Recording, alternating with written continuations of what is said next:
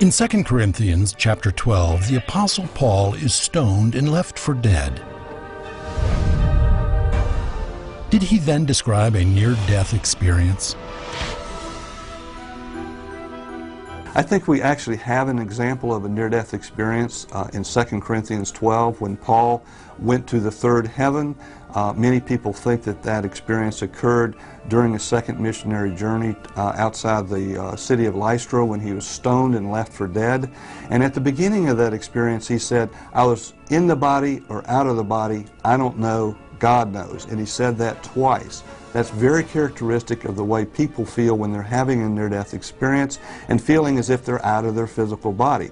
Paul, after that, went to the third heaven and saw revelations that he said no man is able to adequately describe when they come back. But are these experiences reserved only for the ancient prophets? Daniel Brinkley's life was changed in a flash when a lightning strike sent him into cardiac arrest. In a moment, he was gone. But the greatest journey of his life had just begun. Daniel Brinkley is alive today, but what happened? Was he, like Paul, escorted into heaven? What is the strange light that thousands of people who have shared this experience all seem to encounter? And is there an angelic presence to guide them?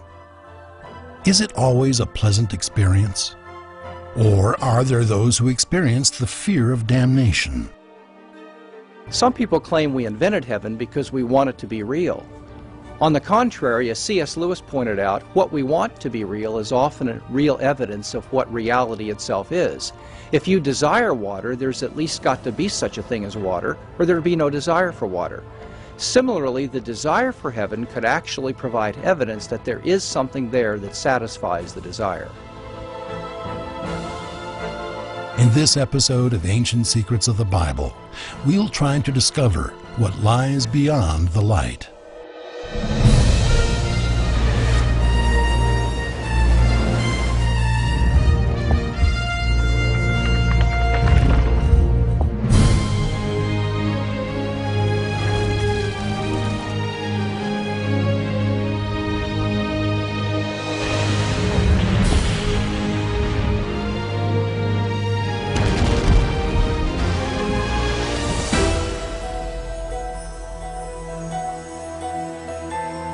We are about to look through the pages of the first continuous recorded history of mankind in the book we call the Holy Bible, as we continue our investigation into some of its most controversial stories and try to answer some very tough questions. Is the Bible a reliable account of miraculous interventions, of angels, apostles, and the power of prayer? Or is it just a collection of stories and myth, as some modern-day critics suggest? Both Bible skeptics and proponents from around the world have contributed to this exciting discussion. Some of these biblical revelations may shock and surprise you.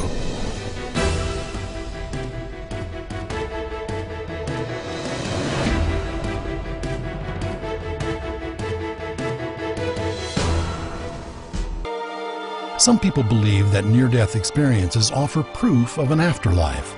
Others believe that near-death experiences are merely a physiological reaction to the trauma of death. Is there any proof that would support one theory over the other? According to a Gallup poll, as many as 12 million people in the United States alone claim to have had a near-death experience. Countless books and articles have been written about the phenomenon. The stories seem too incredible to be true, and yet many hold to them as proof that death is not the end, that in fact it may be a new beginning. The story of Daniel Brinkley's near-death experience is a case in point, and it is so fantastic that it's best told by the man himself. There was a sound of chimes as this tunnel moved and surrounded me. And then all of a sudden, there was no crying Sandy. There was no paramedics working on me. There was only me and that beautiful tunnel. I looked ahead into the darkness. There was a light up there, and I began to move toward it as quickly as possible. I was moving without legs at a high rate of speed.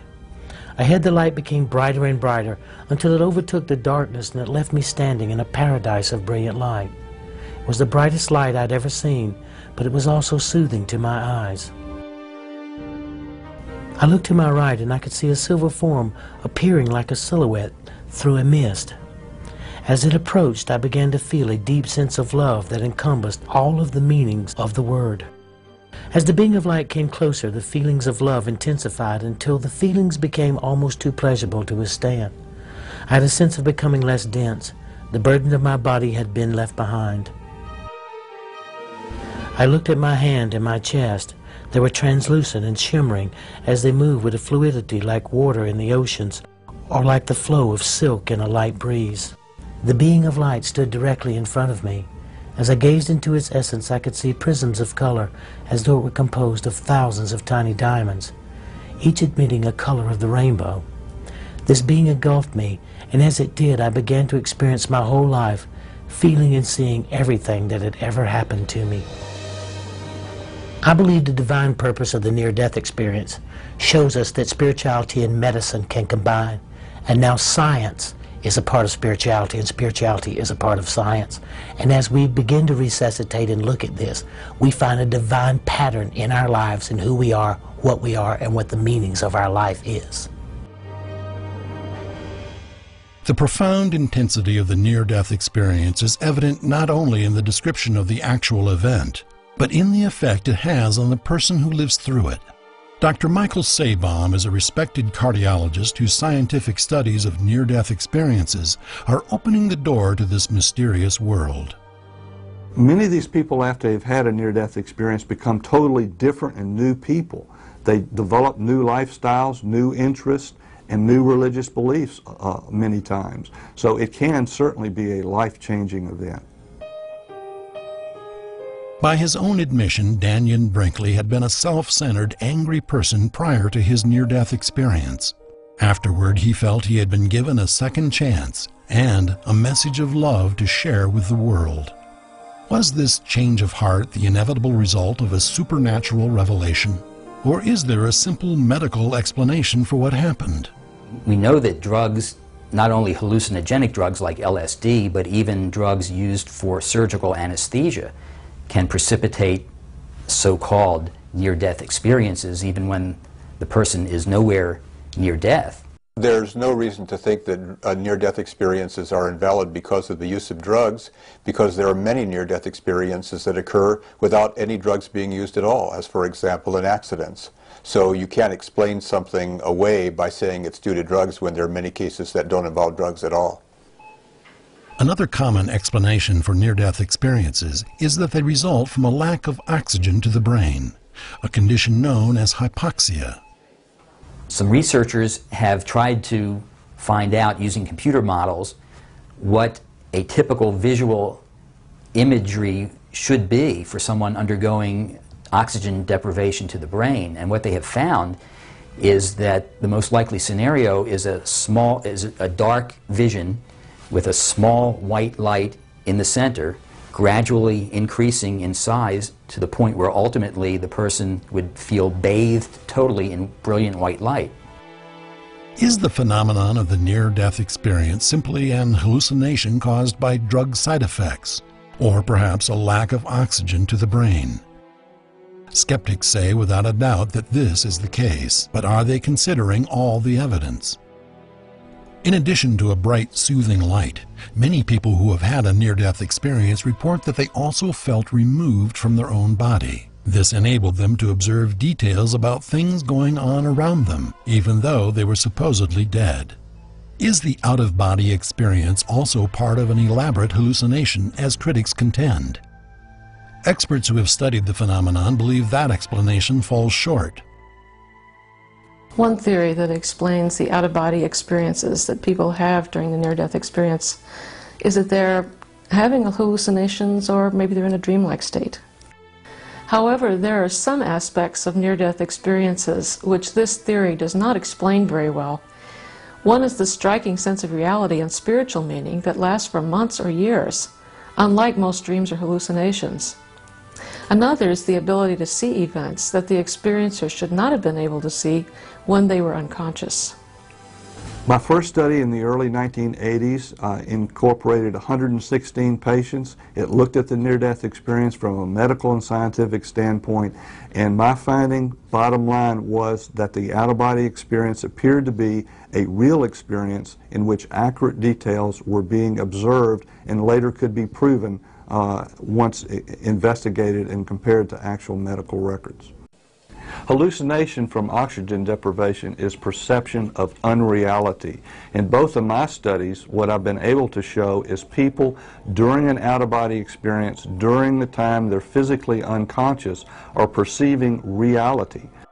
So if it's reality they're perceiving, things can be documented with medical records or other sources of information, then this is not a hallucination and it's not from oxygen deprivation. One of the most compelling examples of an out-of-body near-death experience is the case of Pam Reynolds. At age 35, Reynolds was diagnosed with a life-threatening brain aneurysm. Her only hope was a very unusual operation. In order to save her life, doctors would have to drain the blood out of Pam Reynolds' head. What's more, her body temperature would be lowered to 60 degrees, her heartbeat and breathing would stop completely, and her brain waves would be flattened. Doctors who performed this intense procedure have nicknamed it standstill, because for all intents and purposes, Pam Reynolds would be dead. But was she? The process of death, scientifically, now is known to be a process and not a point in time. It starts with normal waking reality and ends up in irreversible death. During this process, the body dies at different rates. The problem we have as scientists and physicians is to determine when the brain is actually dead, i.e. when the person is actually dead.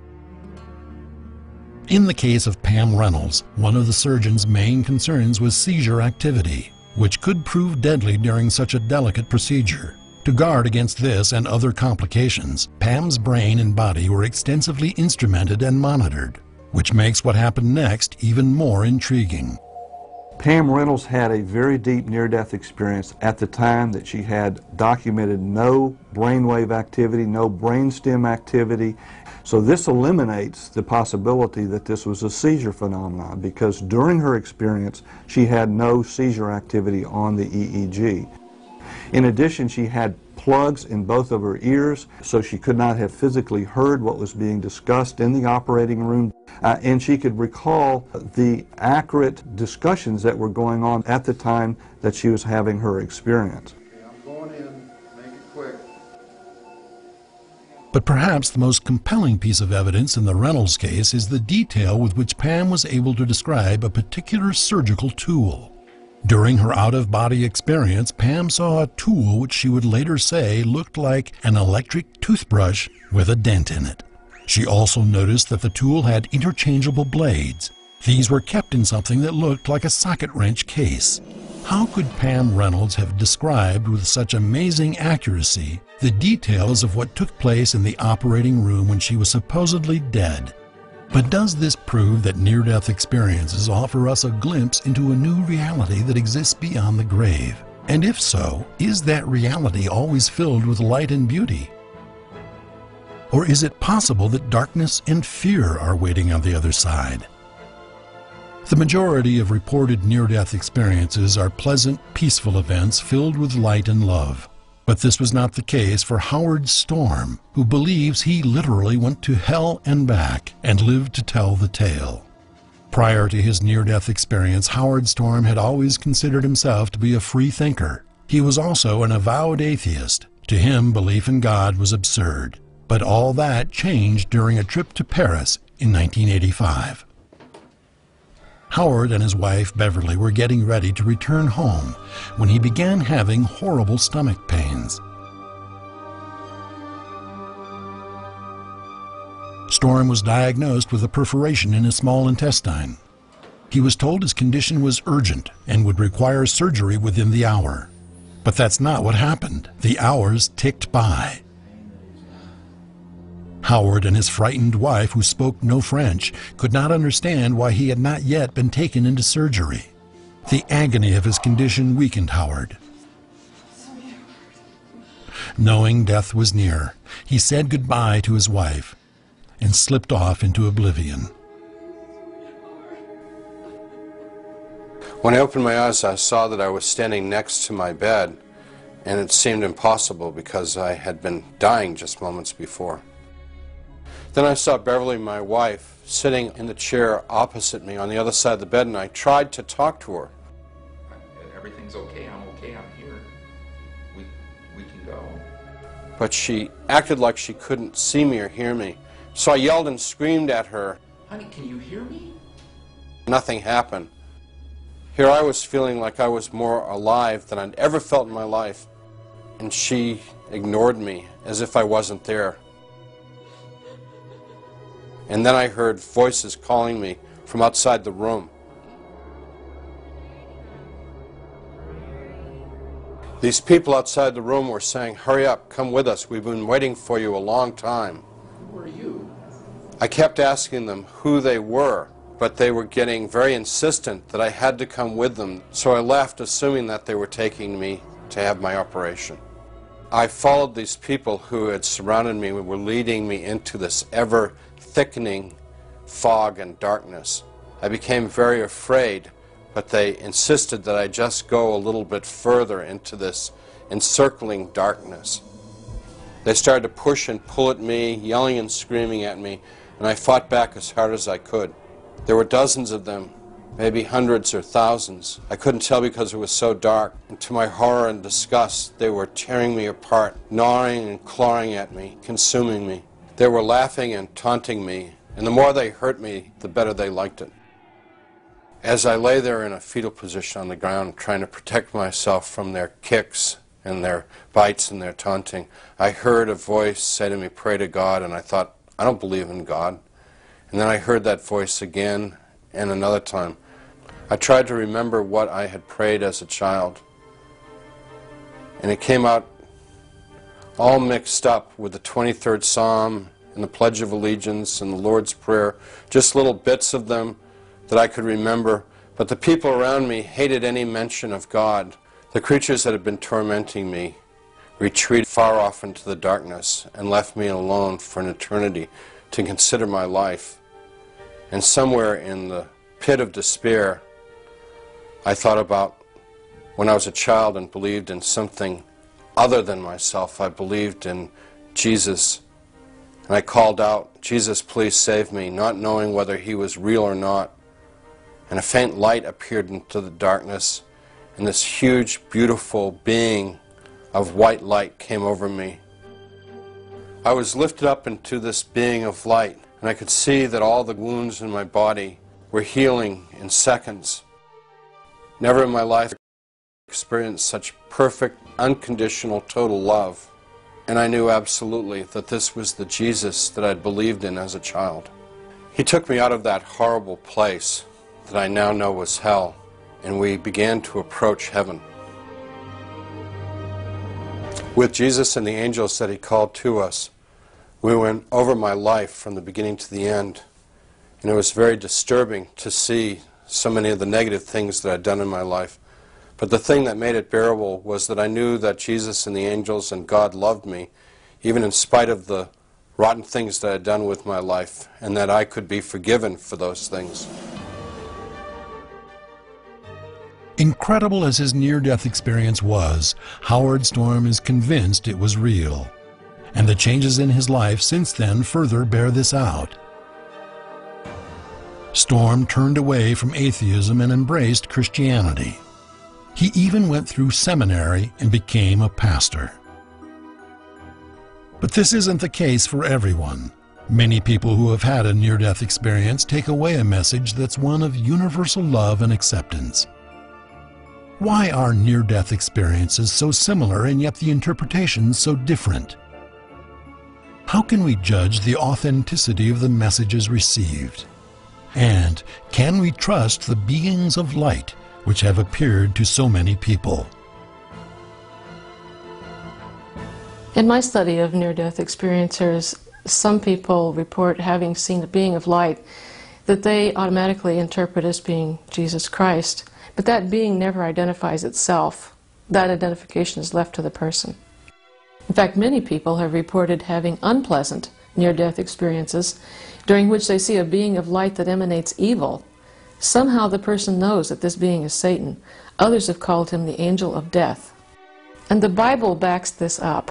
In 2 Corinthians 11:14, the Apostle Paul tells us that Satan himself masquerades as an angel of light, and that his servants masquerade as servants of righteousness. Considering this, the identity of these beings becomes very problematic. Biblically speaking, you have fallen angels, Satan being the head of those angels, and then there's good angels which are in God's legion. Both of these types of angels, I think, are present during a near-death experience, and thus we need to be very careful about how we interpret what we see during the transcendental portions of this experience, what it means, and the message that it's giving. The fact that these experiences often contradict a biblical view of death make me wary. This is why I think that some near-death experiences are deceptive visions. Their significance is greatly enhanced because they occur in an altered state, but their message is so contradictory to the Bible that they could be from Satan. Are near-death experiences a spiritual experience or a physiological delusion? Are the messages conveyed during these events full of truth or filled with lies? And is there a key that might unlock that mystery? I think what I would tell someone who's had a near-death experience is that it is a powerful spiritual experience, that the emphasis on God that they're bringing out of this experience is real, but they need to go to the Bible to understand what this means, what road to walk down now.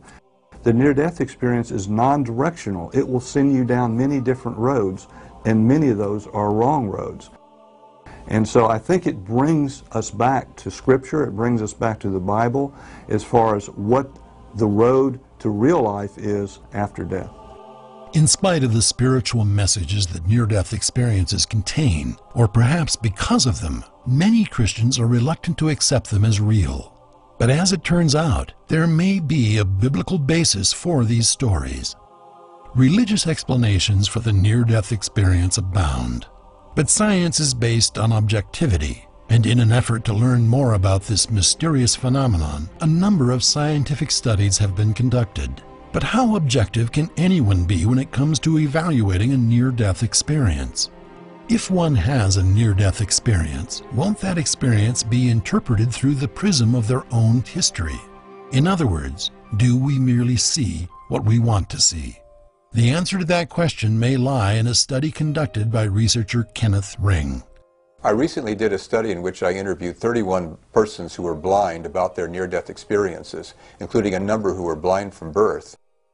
These persons reported classic near-death experiences, and even more interesting was the fact that 80% of these persons reported being able to see things of this world during their near-death encounters. Things they couldn't possibly have seen, and things that we know that they did see because we had independent evidence corroborating their claims.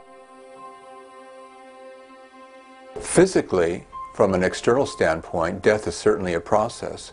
But from the standpoint of inner subjective experience, it's just a very quick shift from one reality into another reality, from the physical reality into a spiritual reality. Can the eyewitness accounts of blind people finally provide us with conclusive proof that near-death experiences are real? And if they are, what is their ultimate message? I think the message of the near-death experience is that there is something there other than our physical reality. There is a spiritual realm. I also think that there's the message of God. There is a God there. It's similar to the general revelation that we see in the first chapter of Romans that Paul wrote in the New Testament, that the law of God is written on the hearts of all men. And I think that the near-death experience is bringing that to the person's awareness at the time they're in the process of dying. I believe that God is trying to communicate with this world. He's trying to touch people's lives in a variety of ways, and one of those ways that He's touched millions of lives is by giving them a glimpse of what lays before them in the afterlife, which we call near-death experiences. People very much want to believe that they will continue to exist after they die. And so they create their own ideas, and our culture has a lot to say about what life will be like after death. And some of the images that we have, like harps and being on clouds or things like that, they are kind of biblical, but not really exactly as the Bible would portray them. But people want to believe that this life is not going to be the end, because as the Bible says, God has actually placed eternity in their hearts. There is a longing for something beyond just this life as we know it. To date, there is no scientific evidence that would allow us to simply explain away the phenomenon of the near-death experience. Perhaps that's why the spiritual message of near-death experiences seems to resonate so strongly with people all over the world. Certainly everyone would like to know what we can experience when we die. Besides near-death experiences, there are two pieces of evidence that indicate the reality of heaven. First, there is considerable evidence that God exists, and if God exists, it's quite likely that there is an afterlife, because He would not create people and then snuff them out of existence. Secondly, there is solid historical evidence that Jesus of Nazareth actually rose bodily from the dead. If that is a historical fact, as I believe the evidence indicates, then He has been to the afterlife and come back and told us what it's like. He can speak with authority, therefore, because He has actually seen it since He rose from the dead Himself. Will we be embraced by a beautiful being of light that may be God Himself? Or will we be deceived by an angel of darkness bent on our destruction? Only one thing is certain. Sooner or later, we will all discover for ourselves the true answer to this ancient secret of the Bible.